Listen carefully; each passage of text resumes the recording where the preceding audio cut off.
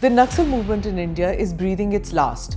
Once envisioned to stretch from Tirupati in the south to Pashupati in the north in Nepal, the so-called Red Corridor challenged India's security establishment for decades.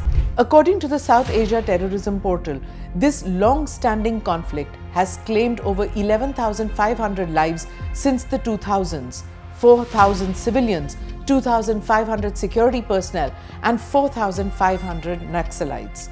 But now, the strongholds hidden deep in the jungles of central India are falling one after another.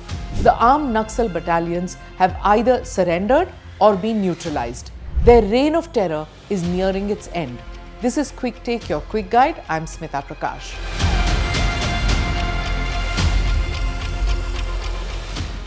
Let's go over to Dandakaranya, a dense forest region in central India. Spanning roughly 300 kilometers north to south and 500 kilometers east to west, Dandakaranya finds mention in the Ramayana. Today, it is where the remnants of Naxal movement are fighting their final battles against the elite Cobra Battalion of the Central Reserve Police Force. After decades of unrest across the Red Corridor, which includes parts of Chhattisgarh, Jharkhand, Odisha and Maharashtra, security forces have made significant gains. In the past year, joint operations by state police and the CRPF have led to the arrest, surrender or elimination of hundreds of Naxals. Where fear once ruled, normalcy is returning. Schools have reopened, roads are being built, communication networks are expanding. These developments are essential to ensure the movement does not resurface. It's not as if earlier administrations did not try to bring development here, but whenever they did, the Naxals would blow up schools, construction equipment, mine the roads, kill contractors and workers. Naxalism took root in villages plagued by poverty, land dispute and the marginalization of tribal communities. But now those conditions are changing. Young people in these areas are increasingly disillusioned with violent rebellion.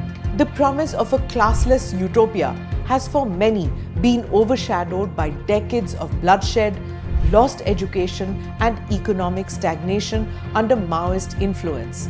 Many believe in democratic channels and social media activism to voice their grievances.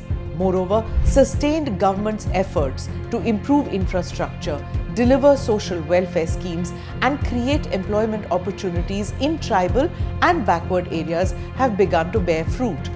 Roads, mobile connectivity and education have reached previously neglected regions, opening new avenues for empowerment. In all the former Naxal-affected states, the focus on rehabilitation for surrendered rebels and skill development programs is also drawing potential recruits away from the insurgency. As a result, many from these communities now see a future within the mainstream, rather than on the margins through armed rebellion. Madhya Pradesh, Telangana, Karnataka, Odisha, Chhattisgarh, Jharkhand, Maharashtra. The aggressive action against Naxal continues in these states, and by 2026, the Naxal problem in India will almost be eliminated.